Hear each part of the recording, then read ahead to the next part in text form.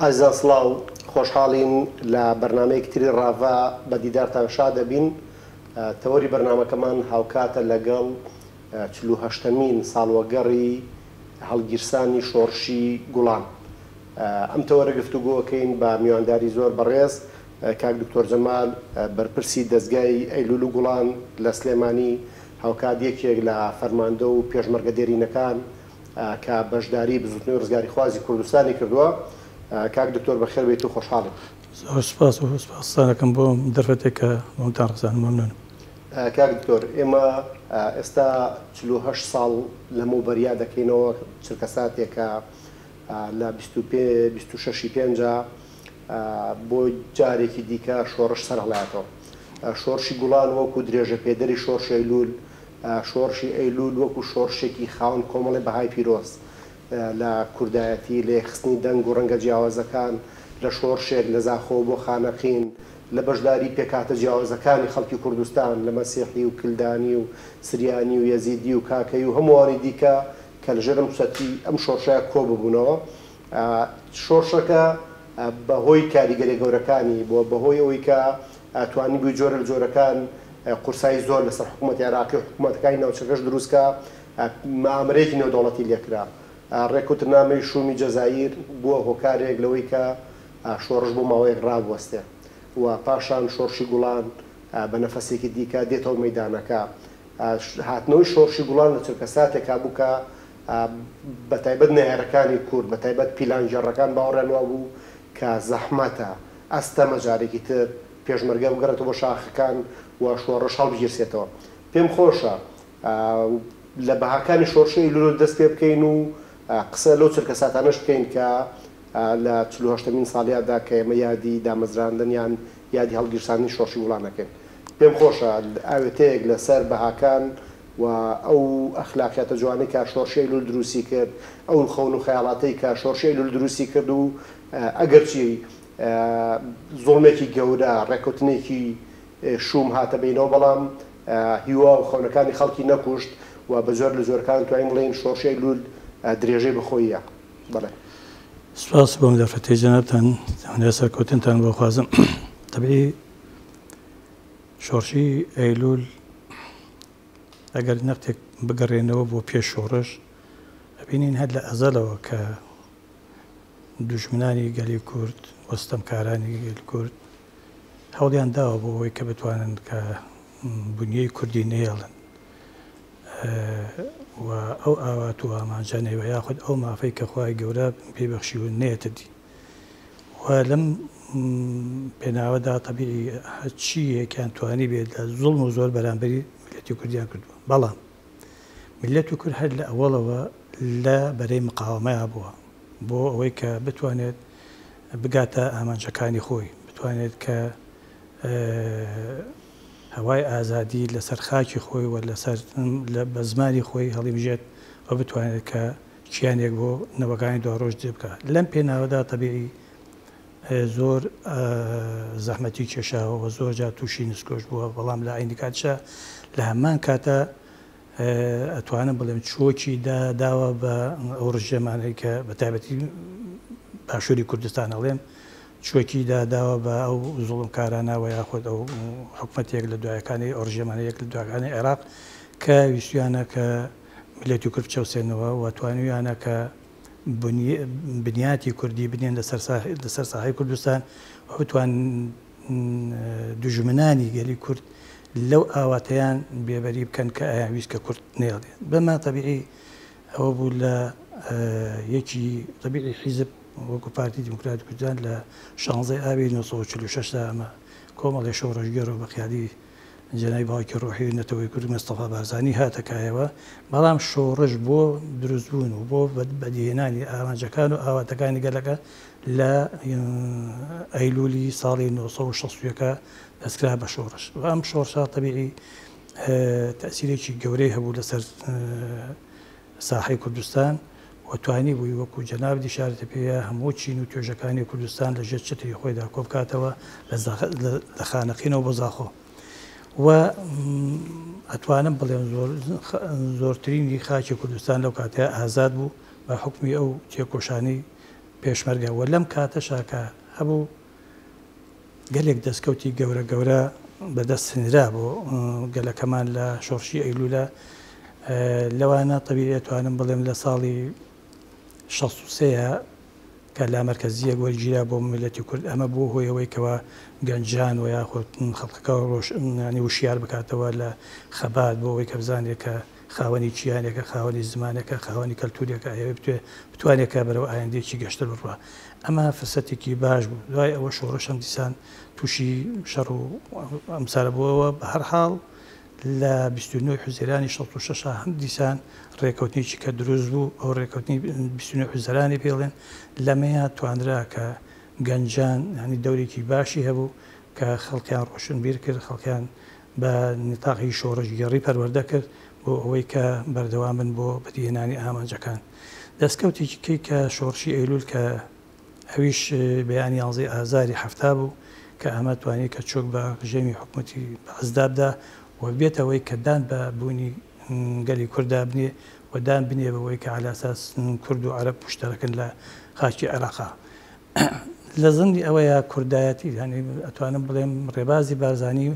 مەدرسەیەکیش بوو بۆ پەروەردەکردنی گەنجان و ڕۆشنبیران و ڕۆشنفکران بۆەوەی کە بتوانێت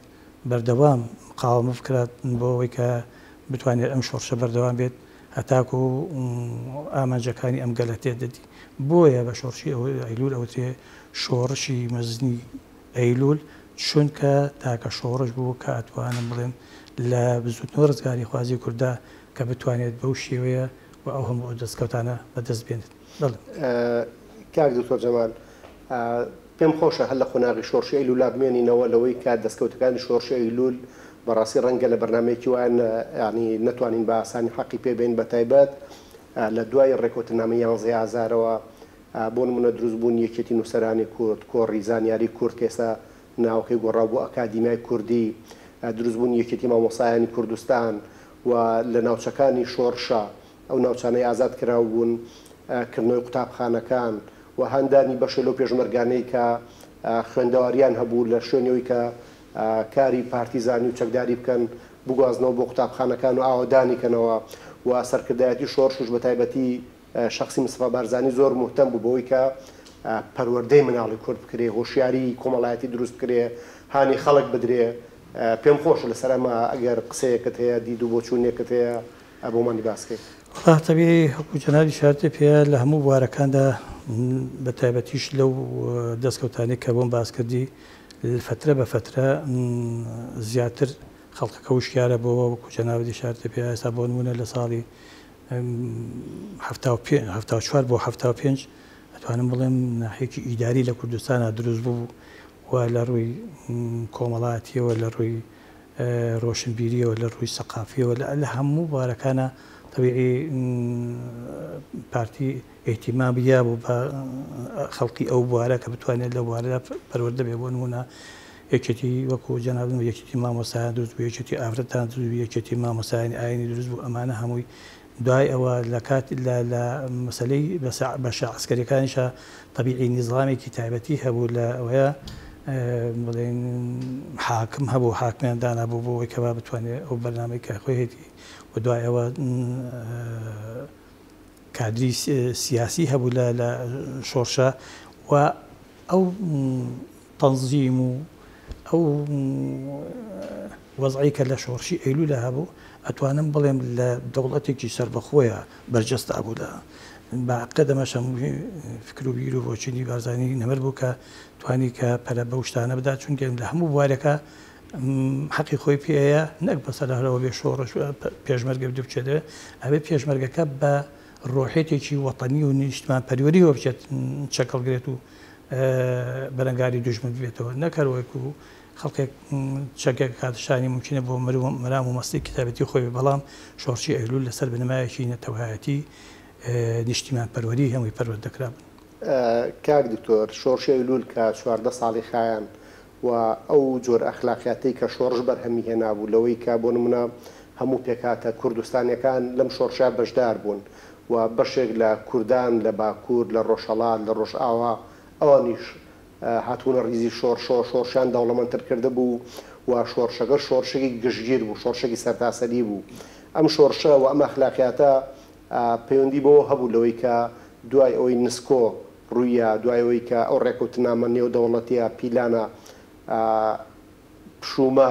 لەلایەن دەوڵەتانی عێراق و ئێران و بە مبارەکەی دەوڵەتانی ناوچەکەەوە بە ئەمریکا و چاوپۆشی ئەمریکا و ڕووسیاش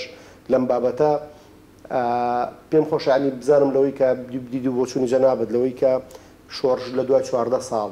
و ئەو بەرهەمە گەورانەی بەرهەمی هێنا، ئەو ئەخلاقیاتی بەرهەمی هێنا، ئەو بەها جوانانی بەرهەمی هێنا بەشێ بوو لەوەی کە بتوانرێ گەلی کوردستان لە مودەتێکی کەما جارێکی دیکە هەڵبسێتەوە. وەکو عەرزم کردی تەبیعی پارتی وەکو قوتابخانەیەک وا بوو بۆ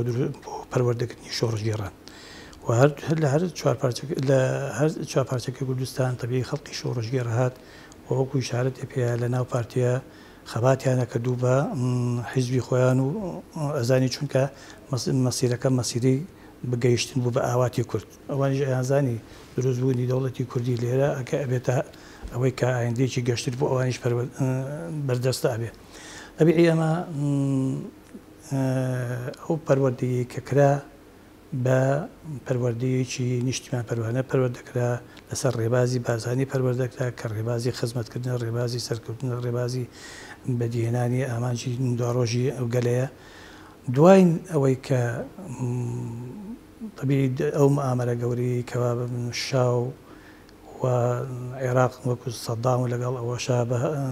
ناوگیری هەواری بۆ میدیانی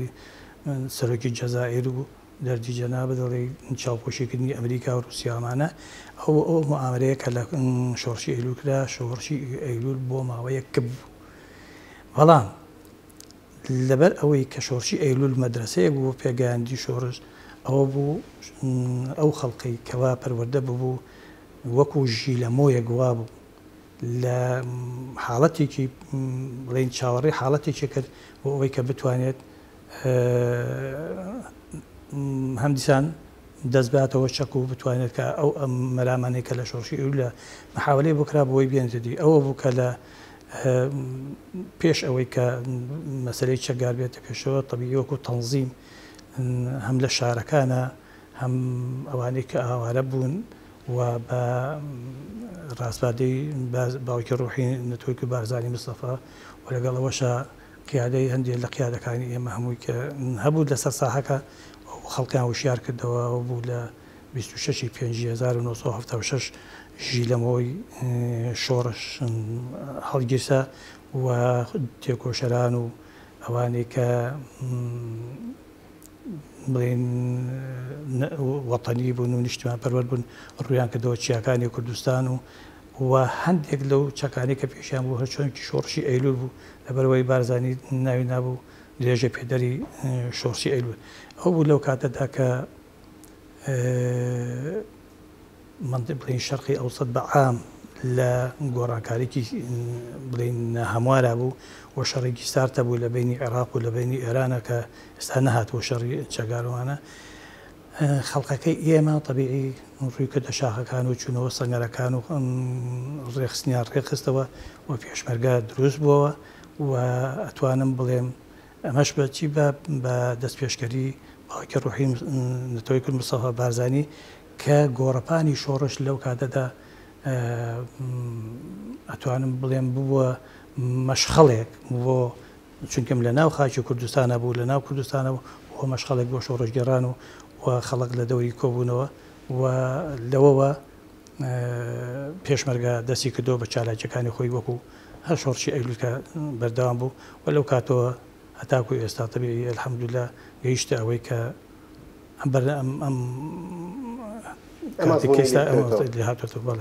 کاک دکتۆر چۆن شۆڕشی ئەیلول لە دوای 14 ساڵ توانی بڵێن لە هەفتایە توانی ڕێکەوتنامە 11,000 بەدی بهێنێ و ڕێکەوتنامە 11,000 کۆمەڵی دەستکەوتی گەورەی بۆ خەڵکی کوردستان تیا بوو. هاوشانیش شۆڕشی گوڵانیش بەرهەمی گەورەی بەدوای و بە تایبەتی ڕاپەڕینی خەڵکی کوردستان لە ساڵی 1990 وەکو بە ڕێز ئاماژت پێکرد ئەوەش بۆ خۆی وەرچەخانێکی گەورە بوو و بەرهەمێکی گەورەی شۆڕشەکەش بوو. بەس پێم خۆشە باسی و چرکە ساتانەمان بۆ بکەی کە جارێکی دیکە لە ناو ئەو دنیای ناومێدیەیە خەڵک باوەڕی بە شۆڕشە بووە جارێکی تر لەناو ڕێخستنەکانە خۆی ڕێخسەوە بەشێ لە گەنجەکان پەیوەندیان بە ڕیزەکانی پێشمەرگە و هێزە پارتیزانەکان کردەوە. ساڵانی 76-77 دۆخێکی چۆن بوو بۆ هێزی پێشمەرگەی کوردستان بۆ خەڵک؟ طبیعی وەکو پێشتر باسم کرد شۆڕشی ئەیلول خەڵکێکی شۆڕژێری پەروەردە کرد. ئەم خەڵکە طبیعی ئەو ماوە کورتەی کەوا بە ئەو زەختە زۆرەی دووەلی و کەوتە ئەوەی کە شۆڕش کە بکەن بۆ ماوەیەکی کورد ماوەیەکی کورد بوو. خەڵک ئەو شۆڕژگەڕانە بەس بیریان لەوە ئەکردەوە کە بتوانن چۆن بتوانن پەرە بە شۆڕش بنەوە، بتوانن چۆن شۆڕش هەڵبیسێنەوە بۆی ئامانجەکانی گەلەکەمان تاقی بکەن. طبیعی خەڵک ئەو کاتە زوڵم و زۆری بەعس لەسەر گەنجان بە تایبەتی هەبوو و لەسەر ئاژی کوردستان ئەوە بوو کەوتە شۆڵکردنی دیهاتەکان و هێنانی خوارەوە لە ئوردوگاکان و لە ئوردوگا زۆر میلەکانە داینان. ئەمانە بوونە ئەوەی کە زیاتر ئەو شۆڕژگەڕانەوە بە عامیش گەلی کورد زیاتر ڕقیان لە شێم و لە سیاسەتەکەی ڕژێم بێتەوە چاوەڕێ ئەوەیان نەکرد کە چرایەکی چرایەک هەبێت بتوانێت کە ڕێگەیەکی ڕاستیان پیشان بدات و بتوان لە دەوری کۆبوونەوە. ئەوە بوو کە ئەمە زیاتر وای لێکرد کە لە کاتی ئێعلانکردنی و یاخود بڵێن لە کاتی دەنگانەوە یاخود لە کاتی بڵێن هەڵگیرساندنی شۆڕشی بڵان لە 26/5/76 ئەمە هۆکارێک بوو هۆی کە گەنجان و خەڵقە شۆڕەژێرەکان زیاتر ڕووبکەنەوە شاخەکان بۆ ئەوەی کە بتوانن ئەو زوڵم و زۆرەی کە لەسەر گەلی کورتەیە بتوانن بە هەچ شێوەیەک بێت کەمی بکەنەوە یاخود بتوانن ئازادیان بکەن. ئەمە حاڵەتێک بوو حاڵەتێکی کە لە کاتی 76 کەبیری کە شۆڕش دروست بوو دوژمنی پارتی زۆر بوو حقیقەت بێژگە لە بەعس خەڵقی کەش هەبوو بەوە کە دژایەتی شۆڕشیەکە دوو ناومێدی بڵاوە کردەوە لە خەڵقاو کە شۆڕشی ئەیلول کۆمەڵێشتیانە خستە پەناکە ئەمەی کردووە ئەمەی کردووە بۆ ئەوەی کە خەڵک بێ ئەمەد بێ بۆ ئەوەی کە خەڵک لی دوورکەوێتەوە. بەڵام شتەکان شتێک نەبوون کە ئالاساس بەو دیعانە خەڵکەکە چاواشە بکەن چونکە شتەکان ماوەیەکی کەم بووە خەڵکەکەش باش ئەیزانی کە پارتی چی کردەوە لەو کاتەشە لەو 4 ساڵی ئیتیفاڵزەشە ئەتوانم بڵێم شۆڕشێک لە ناو شۆڕشێکە دروست بوو کە لە هەموو لە ڕووی سەقافیەوە لە هەموو ئەو بارانێکە هەیە هونەریە شێوەکاریە ئاینیە مەسلەی مافی مرۆڤە مەسلەی سەربەستیە شتانێکە هەبوو زیاتر لەو فترەیە گەشەی کردوو و خەڵکەکە بچوی خۆی بینی. بەڵام توانای پێشمەرگە و بیر و باوەڕی پێشمەرگە توانی کە بەسەر ئەو هەموو زوڵمە چونکە بۆی کە جەناب ئەگەدابی لە ساڵی 76 هەم پێشمەرگە نیە توانی بچێت ئێرانەوە. ئێران دوژمنی بوو چونکێکمەوە کاتە ئێستا ئێران نەڕووخا بوو چۆن ئیتیفاقیە کە بووی لە بینی ئێران و عێراق بۆ ئەوەی کە بتوانن حرەکەی کوردی کپ بکەنەوە بوو بۆ ماوەیە کپیش بوو. بەڵام لەولا دژایەتیەکرا لە تورکیا دژایەتیەکرا لە عێراقیش هێرشی بە. بەڵام بیر و بۆچوونی هەواڵان پەروەردەکردنیان بە ڕێبازی بارزانی و بەڕێبازی کوردایەتی ئەمە بووە هۆی ئەوەی کە بتوانن بەرەنگاری هەموو ئەم ناخۆشیانە بکەن و بتوانن لە شاخە سەرکەشەکانی کوردستانە بمێن و بنیەی کوردی دروست بکەن و بنیاتی شۆڕش بنێنەوە و ڕۆژ بە ڕۆژیش طبیعی خەڵک ڕووی تێکە چونکە خەڵک بێ ئەمەل ببوو لەو هەموو زوڵم و زۆرەی کە حیزبی بەعز بەرامبەر بە میلەتەکەی کرد و ئەمەلەکەیان هەمووی ئەو پێشمەرگانە بوون کە بتوانن کە لەو زوڵم و زۆرە ڕزگاریان کەن. ئەمە بوو هۆی کە خەڵک پاڵی بە خەڵکی شۆڕژگێر و گەنج و ئەوانەوەە زیاتر پەیوەندیانە کرد بە پارێزە پێشمەرگەکانەوە و بەوە زیاتر تەشەنەی کرد و توانێت کە مەساحێکی زۆریش ئازاد کرێ بۆەوەی کە بەرنامەکانی خۆمانێتە بەدیبێنەوە. کاک دکتۆر جەمال سەرباری ئیتفاقی شومی جەزایر و سەرباری ئەو گەمارە قورسەی کە دەوڵەتی ئێران لەسەر سەرکرداتی شۆڕش دروستی کرده بوو و حکوومەتی عێراقیش بە شێوەیەکی دڕندانە پەلاماری خەڵکیە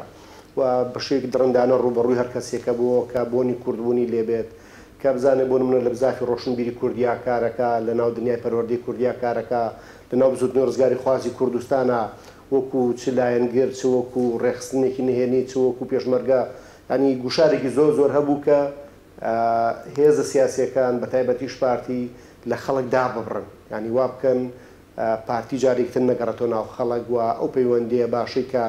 لە سەردەمی شۆڕشی ئەیلول پارتی لەگەڵ خەڵکی هەبوو سەرکردایەتی شۆڕش لەگەڵ خەڵکی هەبوو لە زەمەنی شۆڕشی گوڵانە جۆرە لە جۆرەکان بەربەست دروستکەن گەمارۆ بخەنە سەر و جۆرە لە پەیوەندی باشیە توانرا و پەیوەندیانە دروستکرێتەوە یان جۆش و خۆشی خەڵک باش بوو لەوەی کە جارێکی دیکە لەگەڵ سەرکردایەتی شۆڕش لەگەڵ مەفارزەکان لەگەڵ ڕێخستنە نهێنەکان جارێکی تر هەماهەنگی بکەن و پشتیوانیان هەبێت. وعرضم کردی طبیعی خەڵق شۆڕشی ئەیلولی ئەزانی و ئامانجەکانیشی ئەزانی زەخت و زۆری ڕژێمی بەعسیش لەلایەکەوە زیاتر پاڵی پێوەنا کە بتوانێت بۆ ڕووناکیەک بڕوانێت کە بتوانێت ڕزگاریان بکە کە شۆڕشی گوڵان کەڵپەی سەن و بەعالی ئاشکرا زانای خەڵق هەمووی ئەوەی کە داژنیش بوو لە شارەکانە چاوی بڕ بۆ شۆڕش و خەڵکیشی ئەنار بووە بەڵام وەکو لە پێشەوە عەرزم کردی دوژمن ناوخۆش هەبوو بەرامبەر بە شۆڕش چونکە ئەیانویست کە عەلی ئەساس چونکە حەقیقەت بوو ئەوە کە ئەیانزانی پارتی مەزدەری ڕئیسیە بۆ ڕزگاربوونی میلەتی کورد بۆ لەو ناحیەوە ئەیانویست هەر چۆنێک بێ نەهێڵن پارتی بمێنێ ئیگناخۆ خەڵکیەکەشی تیا بوو بەڵام ئەیانویست پارتی نەمێنێ بەڵام بە زیرەکی جەنابی سەرۆک بارزانی و قیادەی پارتی توانرا کە لە ماوەیەک بەرەی جووت دروستکە ئەم بەرەی جووتە کۆمەڵێ لە ئەحزابەکانی سەرساحەی سیاسی کوردستانی تیا بوو ئەوە بوو هۆی ئەوەی کە ئەمە بڵێن وەکو کوتەکێک بێن بە چاوی دوژمنە دوژمن نەختێک هەڵسڵەمەیەکی کردەوە لە خەڵقەکەش وەکو دانیشتوەکان زیاتر دڵیان بەمە خۆش بوو چونکە کۆمەڵی ئەحزاب بە یەکەوە بۆ یەک ئامان چاوەبن ئەمە زیاتر ڕێگاکەی بۆ ئاسانکردن کە خەڵق بتوانێت هاوکاریان بکە بتوانێت بچێتە لایەن ببێ بە پێشمەرگە ئەمە دەستکەوتێک بوو کە عەلی ئەساس شۆڕشی گوڵان ئەمەی کرد لە لایەکێکەوە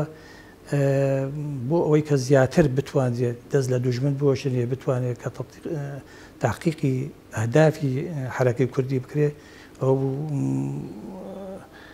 بە ڕەحمەت بێ دیسی ڕەحمەتی کە بە ئەندازیاری ئاشبوونەوەی کورد لەگەڵ کووردە ئەو لە ساڵی 86 لەگەڵ یەکێتیە ئەو ئیتیفاقیەکرا ئەم ئیتیفاقی بەرەی کوردستانی دروست بوو بەرەی کوردستانی ئەمەش بوو بە چەکشێکی گەورە بۆ ناوچەوانی دوژمنان و کارێکی وای کرد کە عەلی ئەساس زیاتر پێکەکانی شۆڕش بە تایبەتی پارتی زیاتر خەڵق ڕوتیەکە دوو زیاتر بەرفراوان بوو چونکە ئەو دوژمناتیە لەسەر شاغ نەما زیاتر خەڵقەکە دڵیشی بە پارتی خۆش بوو چۆن پارتی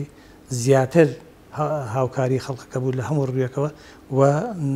لە نتاقی شۆڕژیەکەشە درێغی نەکردو ئەگە بڵێم لە هەمویان زیاتر کردوێتی هێشتا هەر کەم کردو بە هەرحاڵ ئەو بوو ئەم بەرەی کوردستانیە بوو هۆی ئەوەی کە جەنابی سەرۆک کە سەرۆکی بەرەی کوردستانی بوو و بەرنامەی ڕاپەڕینی دامەزران و ئەوە بوو کە لە ساڵی 90 بە هەموو لایەک و لەگەڵ جەماوەری کوردستانەوە بە تایبەتیش تەنزیمی شارەکان کارێکی واکرا کە لە 11 لە حوتی سێی 1990 یەکەم کڵپەی ڕاپەڕین کە لە ڕانێ دەستی پێ کرد و ئەوە بۆ هۆی ئەوەی کە یەک بە دوایەکە شارەکانی کوردستان هەموو ڕزگار بکرێت و بێتە حاڵەتێک بۆ دروستبوونی دەوڵەتی کوردی و پەرلەمانی کوردستان و ئێستاش ئێمە لە سایە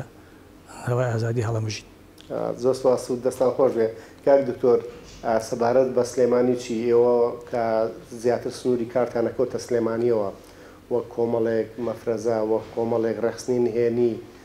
حتا لەو ماوەی ڕابردوو من چەند فیلمێکی دۆکۆمنتاریم بینی کە باز لە حزور و ئامادەی زۆر باشی گەنجەکانی سلێمانیەکە لەگەڵ ئەو شانە نهێنیانەی کە لەگەڵ شۆڕشی گوڵانە هەماهەنگ بوون هاوبەشیان کردو بەشێ لەوانە شەهید بوون بەشێ لەوانە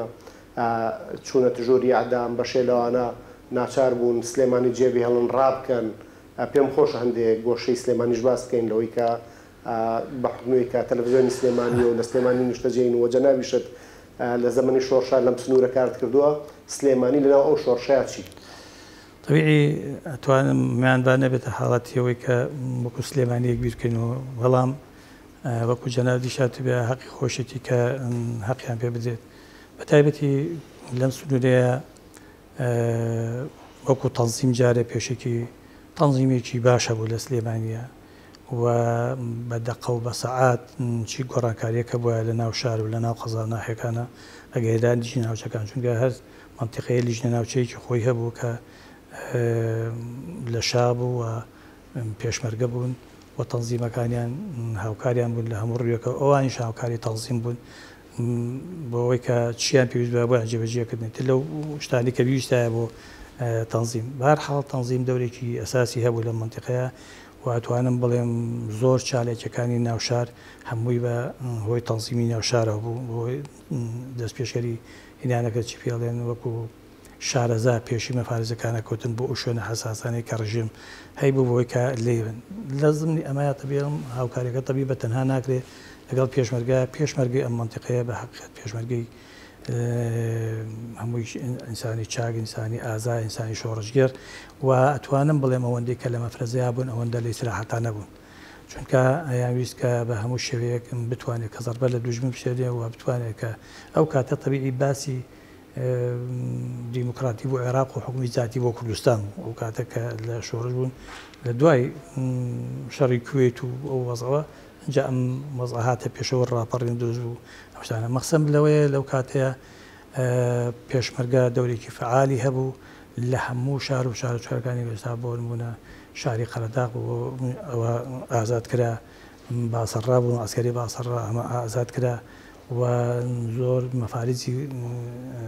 دیژنە ناوچەکان هاتە ئەم شارە ئەچۆ خوڕماڵە چۆ هەڵەبجە ئەچۆ دوکان ئەمە تەبیعی دەورێکی فعالیان هەبوو ئەتوانم بڵێم ئەوەی کە ئەوان کردیان لەو کاتەیە ناگەڕێتەوە ینی بەدەم و زمانی من ناگەڕێتەوە چونکە بەڵام ئازار و ناڕەحەتی و ئەو شتانەشیان هەبوو تاکو ئەو شارەکان هەجان بەڵام گوێیان نایە نە ژیانی خۆیان نە ناڕەحەتی و نەشتێک بەڵکو ئەیانویست زیاتر بتوانن زەربە لە دوژمن بشەن زیاتر بتوانن لە جەماوەر نزیک ببنەوە بۆ ئەوەی کەوە مەسەلەکان وەکو مەسەلەیەکی سیاسی کە ئالاساس چی لە ئارای هەیە بۆی کە بە میلەتەکە بگەێنێت کە ئەمە وەزی شۆڕشە ئەمەش وەزی دوژمنەکە بەرامبەر بە شۆڕشێنەکە بۆ ئەوەی کە ئالاساس جەماوەر وریا بکەنەوە ئەو بوو لە کاتی ئینتیفاڵزەیە یعنی ئەتوانم بڵێم جەماوەر هەمووی ئامادە ببوو لەو کاتەیە کە هەر ئەوەی بوو ئیعازێکی وەبری ئەو بوو کە ئیعازرا لە حوتی سێیاوە بوو ڕاپەڕین دروست بوو ڕۆژ بڕۆژ لەوانەیە کەشا دروست بوو گەشتام هەتێک کە ئێستا ئێمە لەسایە دانیشتین. زۆر سپاس کاک دکتۆر جەمال تەمەند درێژ و بەختەوەر بیت خۆشحاڵ بووین کە لە بەرنامەی ڕاڤە لەگەڵمان بوویت. سپاس دەکەم زۆر مەمنون و دەستا خۆش بێ لەشتا ساغ بێ و ڕۆژ عەزیێتان کێشە. زۆر سپاس بۆ کاک دکتۆر جەمال بەرپرسی دەستگای ئەیلول و گوڵان لە سلێمانی. ئەزیزان بەم جۆرە هاتینە کۆتایی بەرنامەی ڕاڤە تا ڕاڤەکردنێکی تر بەخواتان ئەسپێرین و خواتان لەگەڵ بێت.